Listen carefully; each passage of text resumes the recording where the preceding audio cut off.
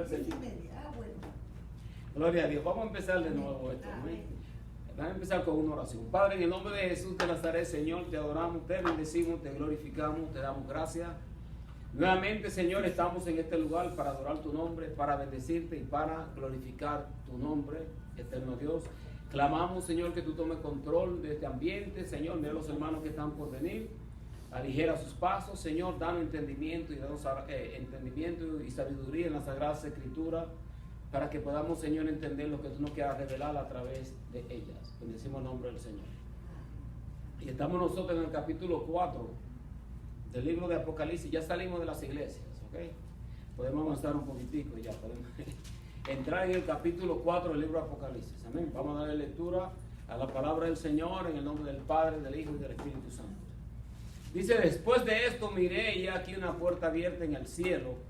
La primera voz que oí, como de trompeta hablando conmigo, dijo: sube acá y yo te mostraré las cosas que sucederán después de esta. Al instante yo estaba en el espíritu y aquí un trono establecido en el cielo y en el trono uno sentado. El aspecto del que estaba sentado era semejante a piedra de jaspe y de cornalina, y había alrededor del trono un arco iris semejante en aspecto a la esmeralda.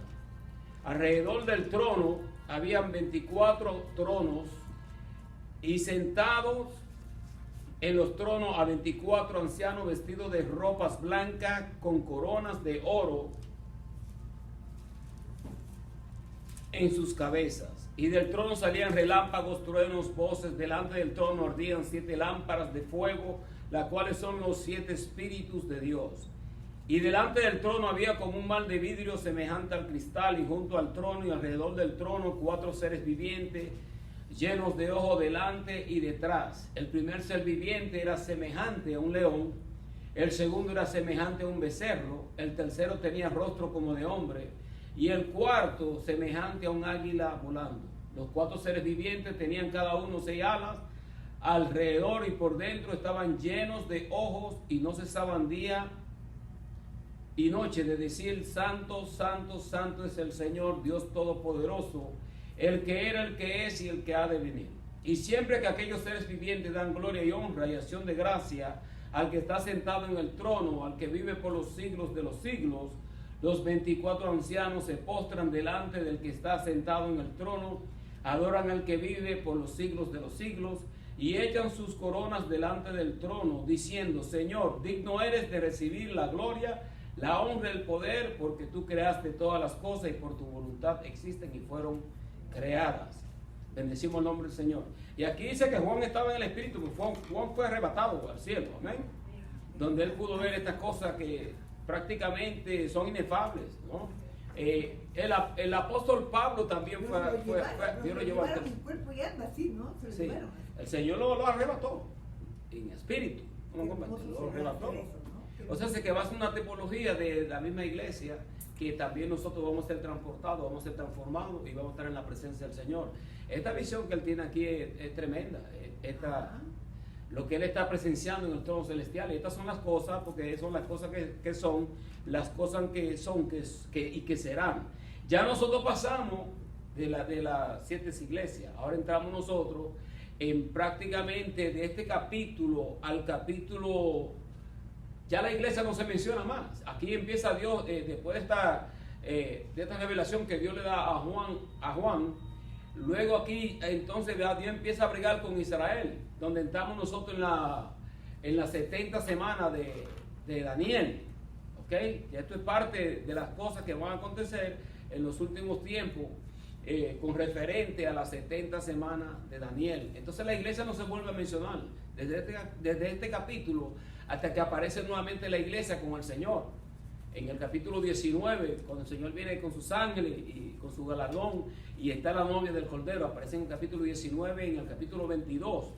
Entonces, debido a esto, se dice que la iglesia no va a estar presente en la tribulación, porque nosotros estamos observando aquí, cuando leemos las escrituras, vemos que ya después de lo que sucede con las iglesias, ahora Dios empieza a bregar con el pueblo, prácticamente con el pueblo de Israel.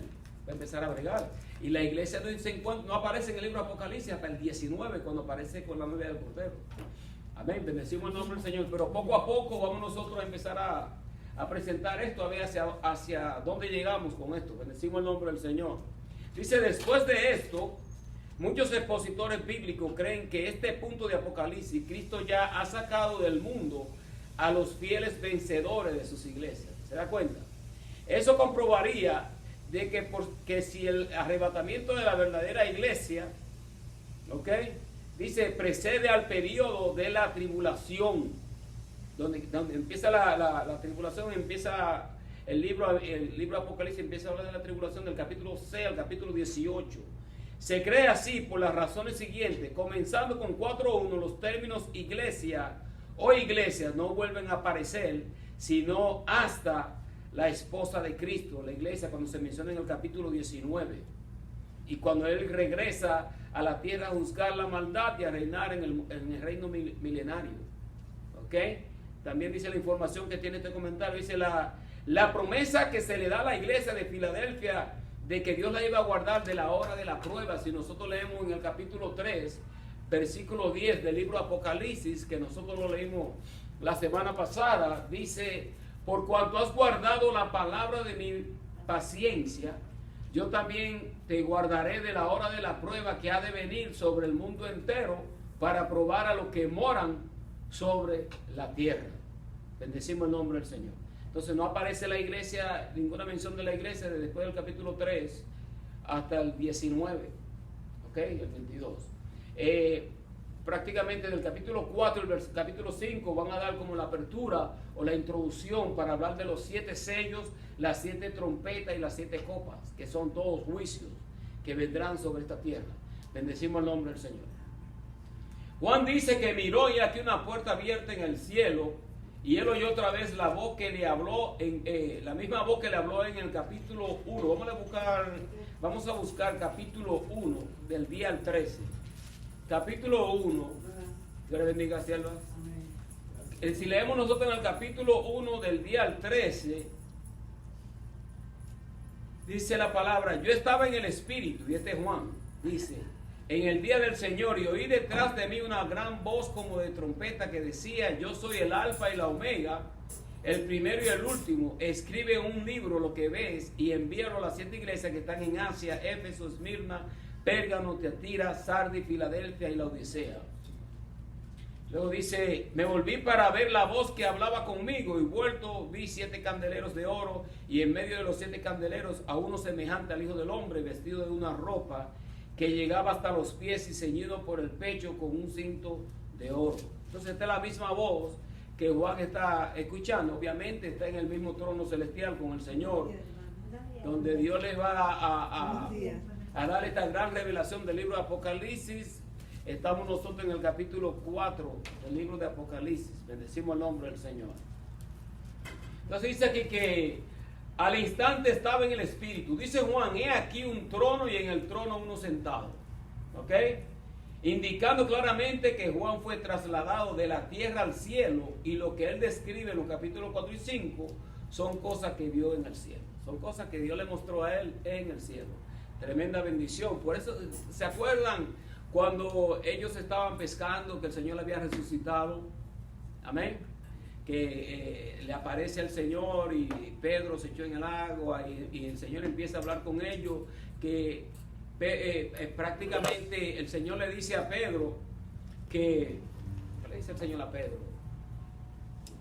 Empezó a hablar sobre Juan.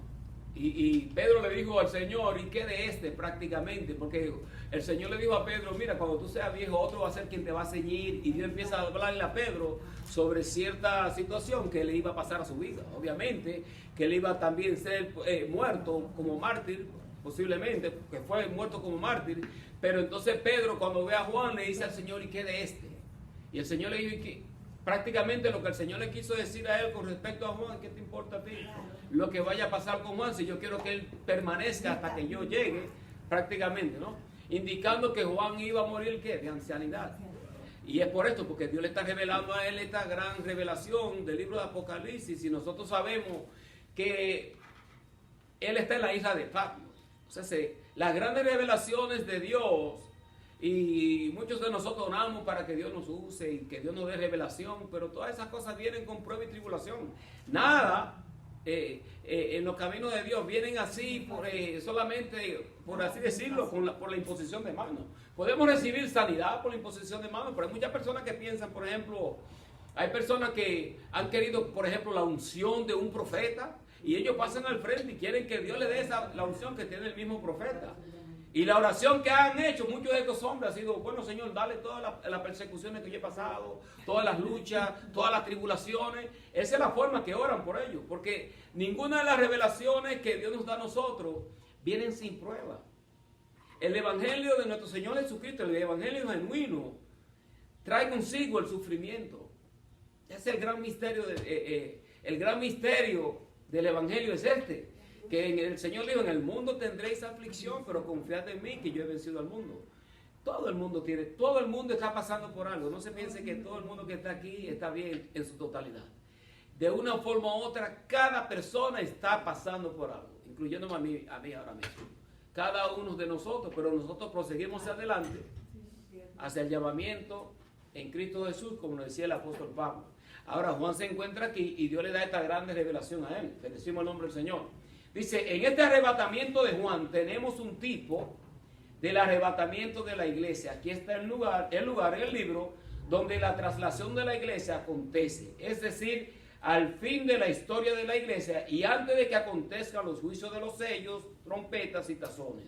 Indicando que ya pasamos la era de la iglesia, de las 7 iglesias, y ahora Dios traslada a Juan al trono celestial, donde Juan está presenciando esto. Y hay una tipología en todo esto de que la iglesia también va a ser arrebatada, así mismo como Juan, que representa también a la iglesia, al igual que los mismos 24 ancianos. Y ya estaremos hablando sobre esto, pero si leemos nosotros en el capítulo 4, dice el versículo 1, dice: después de esto miré y aquí una puerta abierta en el cielo. La primera voz que oí como de trompeta hablando conmigo dijo: sube acá y yo te mostraré las cosas que sucederán después de esta. Hablando de las cosas que ya Dios le había hablado a él de las 7 iglesias. Al instante yo estaba ¿dónde? Dice él: estaba en el Espíritu. Y aquí un trono establecido en el cielo y en el trono uno sentado. El aspecto del que estaba sentado era semejante a la piedra de jaspe y de cornalina. Y había alrededor del trono un arco iris. Y nosotros sabemos que, por ejemplo, en estos últimos tiempos tenemos una comunidad que ha tomado el arco iris para ello. Pero sabemos que el arco iris es una señal y es un pacto que Dios hizo. Vamos a buscar a Génesis. Gloria al Señor. No lo voy a leer todo, pero vamos a buscar el libro de Génesis, capítulo 9, del 13 al 17. Nosotros sabemos que la comunidad de los LGBT, ellos usan el arco iris. Pero el arco iris es de la iglesia, el arco iris de Cristo, ¿tú me comprendes? Si nosotros leemos Génesis 9, vamos a leer del versículo 13, un par de versículos. Y dice aquí la palabra del Señor, dice: mi arco he puesto en las nubes, el cual será por señal del pacto entre mí y la tierra. Sucederá que cuando haga venir nubes sobre la tierra, se dejará ver entonces mi arco en las nubes, y me acordaré del pacto mío que hay entre mí y vosotros y todo ser viviente de toda carne. No habrá más diluvio de agua para destruir a toda carne. Entonces eso fue un pacto, en la señal del arco iris fue un pacto que Dios hizo. Bendecimos el nombre del Señor. Gloria al Señor. Amén. ¿Ya estamos aquí? Amén. Gloria al Señor. Poco a poco entramos en esto. ¿Qué lectura dijo, hermano? Yo leí Génesis capítulo 9. Del 13 al 17, pero también pueden leer que Génesis capítulo 8 del 20 al 22, donde habla con respecto al pacto que Dios hizo con el pueblo de Israel, y nosotros lo vemos aquí. Génesis capítulo 8 del 20 al 22 y Génesis 9 del 13 al 17, que habla con respecto al arco iris. Y dice aquí: alrededor del trono habían 24 ancianos, y vi sentado en los tronos a 24 ancianos vestidos de ropa blanca, con coronas de oros en sus cabezas. Estos tronos, obviamente, gloria al Señor. Mira quién llegó ahí. Bendecimos al nombre del Señor. Oh, hermana Consuelo. Bienvenida. Gracias a Dios. Bienvenida. Pastora, hermana. Tú que llega la hermana Consuelo para traer a la hermana Blanquita. Gloria al Señor. Bendecimos el nombre del Señor. Aquí está lo mío. Gloria a Dios. Ya mismito se está llenando el templo. Gloria al Señor. Ahora miren, tengan presente, dice aquí, que la verdadera iglesia no estará en la tierra cuando llegue el tiempo de la indignación divina. ¿Ok? Esa es la hora de la prueba. Estamos hablando de que la iglesia no va a pasar por la gran tribulación. Hay personas que piensan, y podemos creer esto, es posible, de que la iglesia experimente por lo menos parte de esa tribulación. Porque casi siempre la iglesia ahora más cuando está bajo prueba, vamos a ser sinceros. Cuando el pueblo de Dios está bajo la persecución y está bajo la prueba, está más bajo oración y está más vigente de su vida espiritual que cuando no lo está. Amén. Que no debería de ser, porque nosotros no buscamos al Señor por los panes y los peces. Lo buscamos a Él por quien Él es. Amén. Gloria al Señor. Y nosotros no necesitamos una prueba para buscar a Dios. Le buscamos a Él porque Él nos amó a nosotros primero. Y si nosotros, le voy a dar lectura de nuevo al Apocalipsis 3:10, dice: por cuanto has guardado la palabra de mi paciencia, yo también te guardaré de la hora de la prueba que ha de venir sobre el mundo entero para probar a los que moran sobre la tierra. Gloria al Señor. Dando a indicar que Dios nos va a librar a nosotros de la hora de la prueba. Amén. Vamos a buscar ahora, gloria al Señor, 1 Tesalonicenses 4:15. Gloria al Señor. 1 Tesalonicenses, gloria al Señor, gloria al Señor, gloria al Señor. Por aquí la tengo. Todos los enses están cerca, ¿no? Colosenses, ok, 1 Tesalonicenses 4:15, dice la palabra del Señor: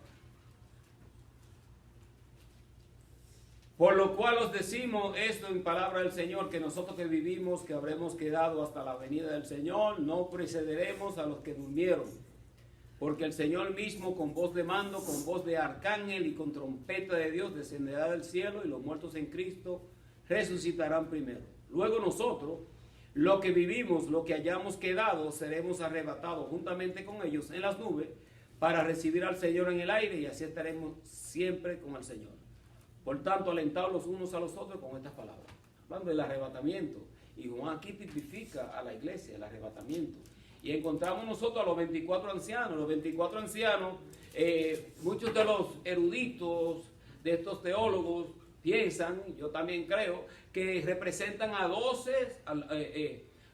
las 12 tribus de Israel, 12 del Antiguo Testamento y los 12 apóstoles del Nuevo Testamento, y son 24 ancianos. Hay otros que opinan diferente, pero se cree que posiblemente estos sean 12 que representan al Antiguo Testamento con referente a las tribus de Israel, los hijos de Jacob, las 12 tribus, y en el Nuevo Testamento tenemos nosotros los 12 apóstoles.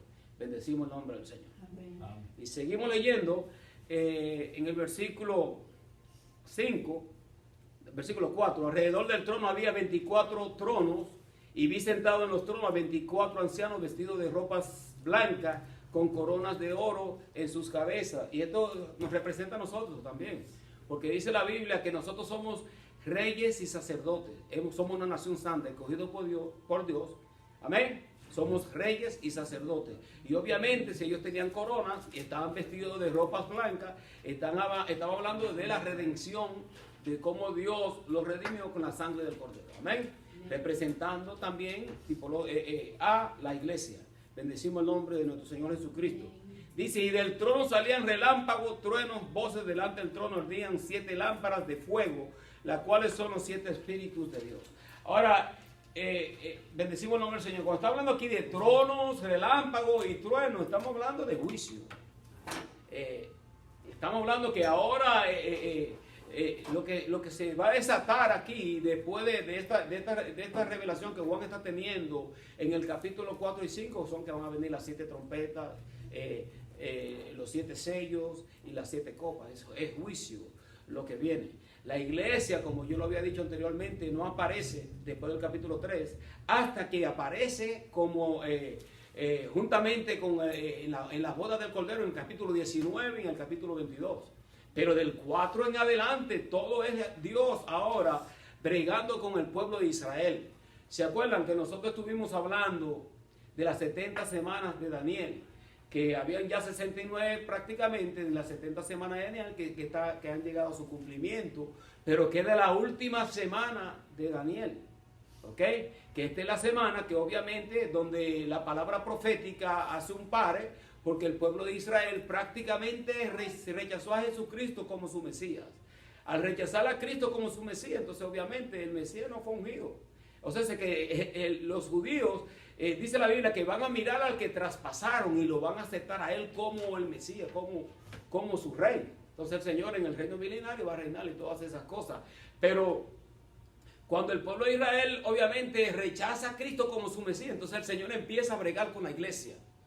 Ahí es donde entran en el tiempo de los gentiles. Y nosotros estamos viendo hasta en estos últimos tiempos cómo el evangelio también se está propagando a una magnitud tremenda. El evangelio todavía está en su apogeo. Amén. Obviamente que juntamente con el evangelio genuino se está promoviendo también el evangelio apóstata. Vamos a ser sinceros. Porque nosotros sabemos que el Señor viene cuando cada criatura sea alcanzada con el evangelio. Pero el evangelio está siendo alcanzado también con un evangelio erróneo. Amén. Gloria al Señor. Tengo una información aquí que tengo que leer porque es importante leer la información para que nosotros no nos quedemos en el aire. Bendecimos el nombre del Señor. La tengo aquí. Entonces, cuando nosotros estamos viendo aquí que dice que ardían 7 lámparas de fuego, las cuales son los 7 espíritus de Dios. Saben que en Cristo dice que habitaba corporalmente toda la plenitud de la deidad. Okay, cuando estamos nosotros hablando de 7 espíritus, estamos hablando de la plenitud de lo que es, de todo lo que es Dios.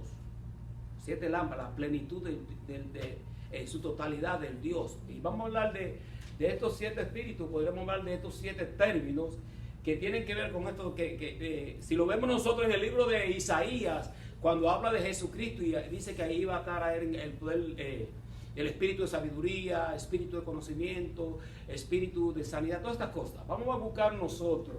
Dice aquí, primeramente, el espíritu de poder, que en el griego es dunamis. Es aquí la capacidad infinita que Dios tiene para llevar a cabo sus proyectos. ¿Se dan cuenta? He aquí la capacidad infinita que Dios tiene para llevar a cabo sus proyectos. Nadie va a parar el proyecto de Dios. Aún el mismo Satanás es un instrumento de Dios. Amén.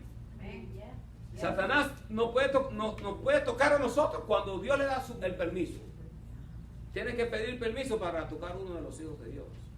Amén. Y él no se mueve si Dios no se lo permite. Correcto. Entonces es que tiene un límite. Todo tiene un límite. Especialmente con la iglesia de Cristo y con los redimidos. Ahora, con las personas que no son creyentes ya es diferente. Porque ellos no están lavados con la sangre de nuestro Señor Jesucristo y no tienen ninguna clase de cobertura. Nosotros cubrimos a nuestros hijos.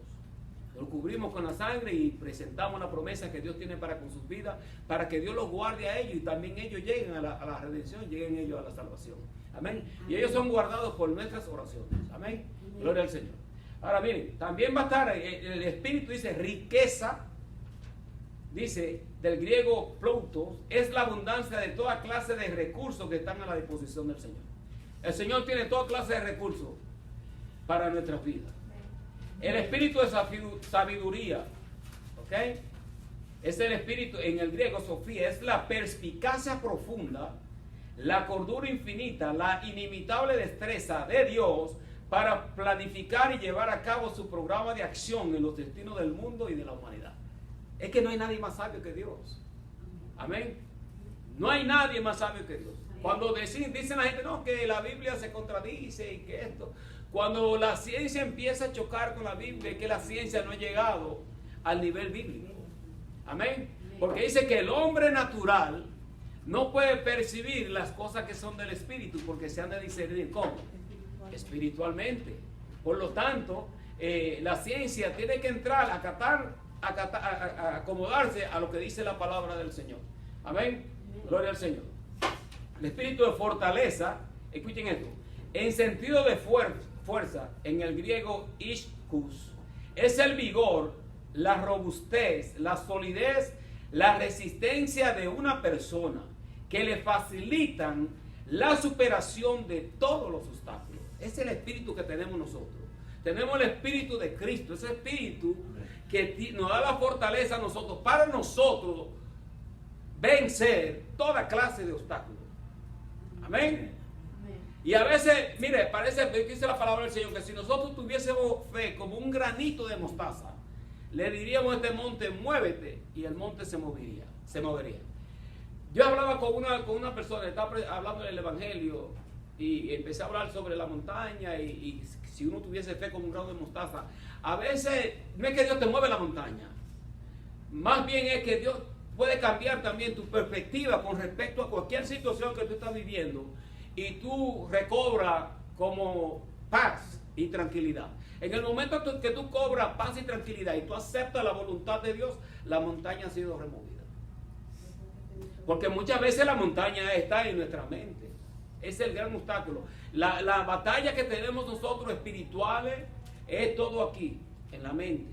Ahí depende todo. Si el enemigo logró aterrizar en tu mente, en el aeropuerto de tu mente, por así decirlo, y aterriza ahí, tú empiezas a darles ahí, se construye una fortaleza mental, en donde ahora tú solamente piensas en eso, tú no tienes otra cosa más en qué pensar, y el enemigo está cobrando ventaja sobre uno. Amén, gloria al Señor.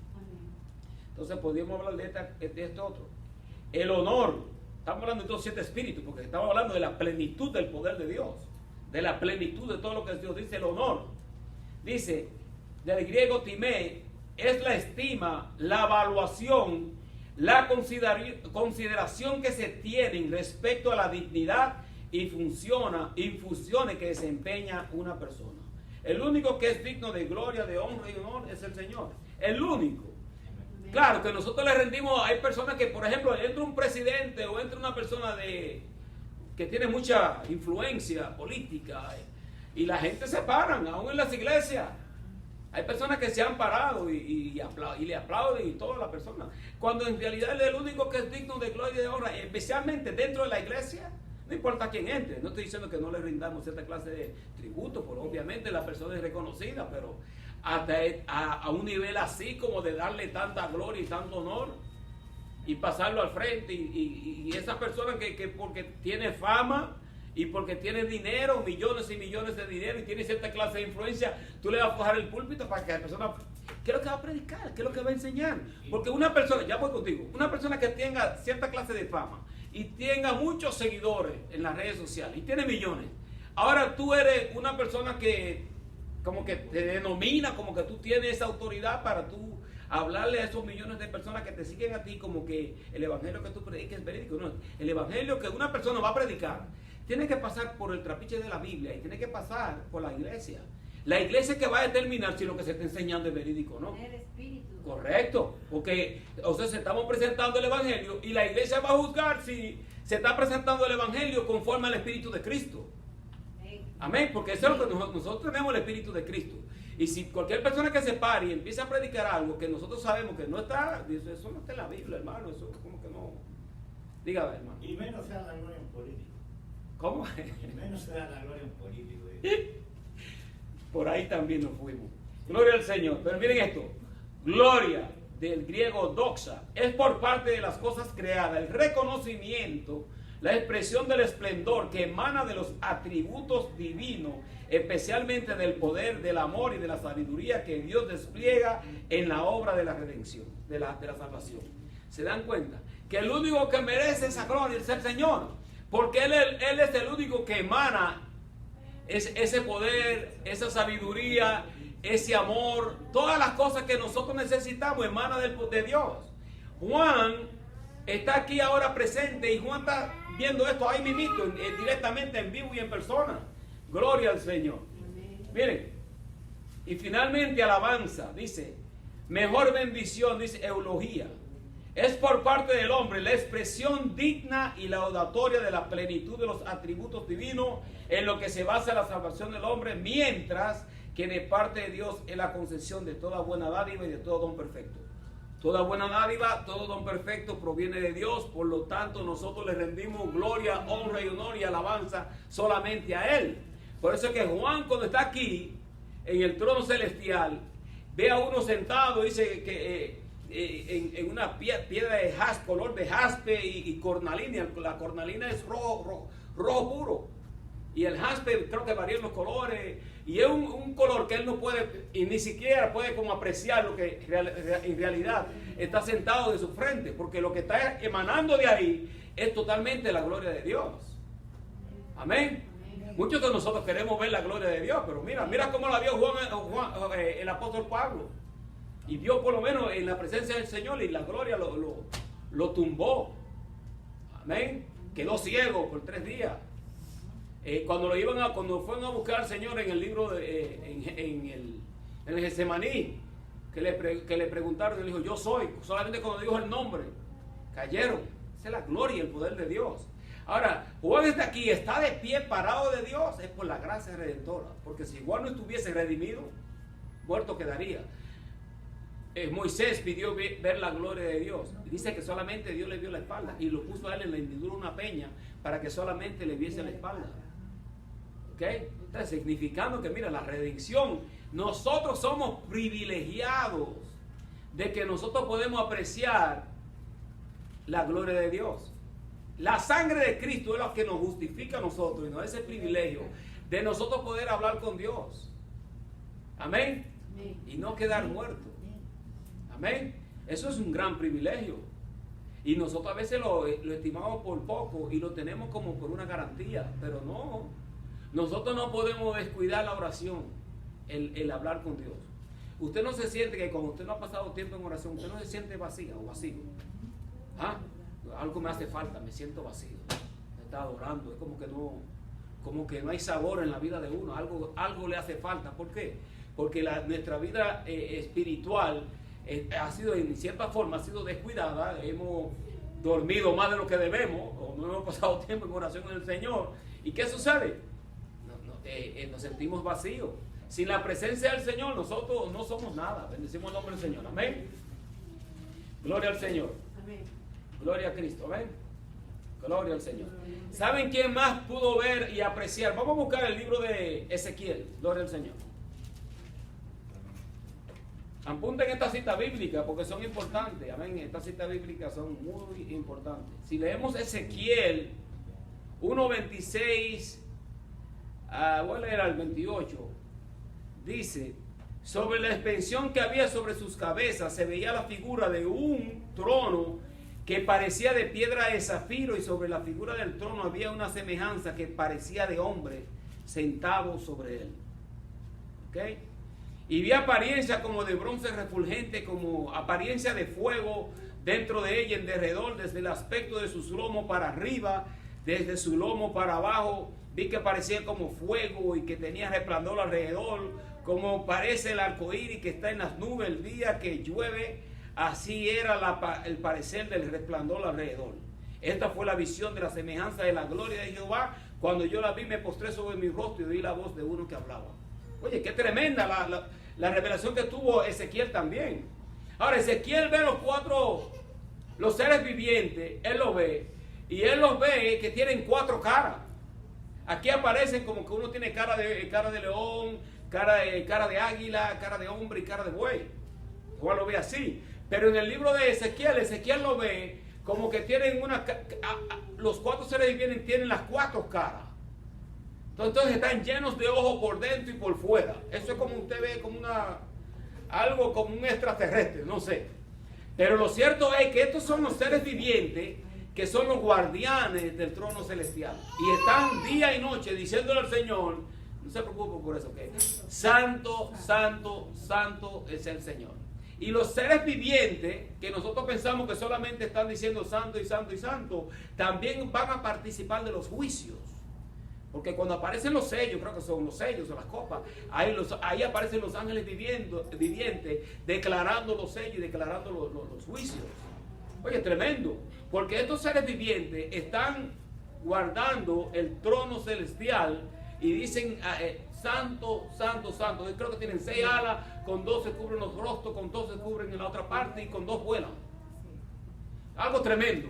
Y se movilizan, como lo ve Juan, como lo ve Ezequiel, dice que cuando las ruedas brincaban y se movían las ruedas, ellos también se movían juntamente con las ruedas, hablando de la dirección del Espíritu.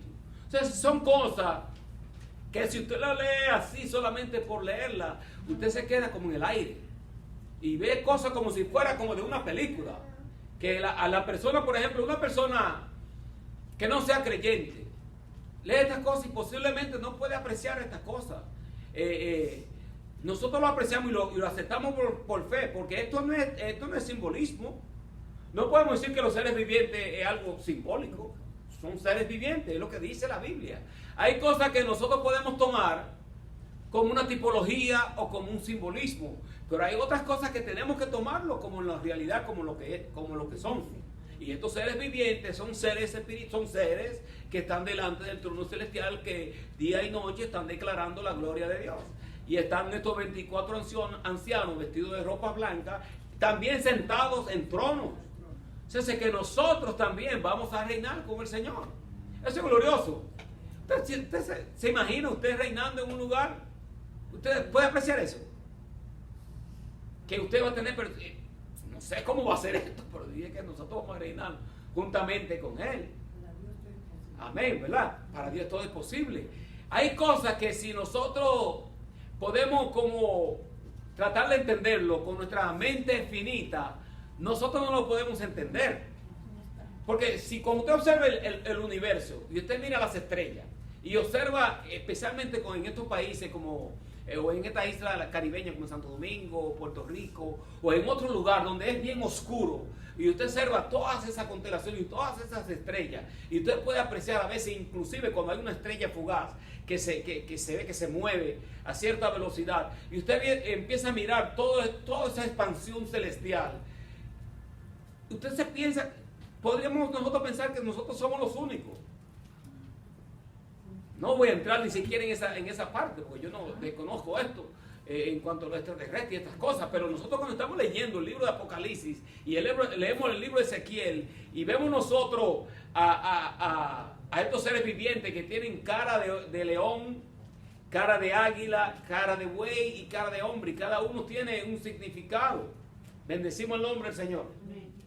Miren esto. Gloria al Señor. Ok.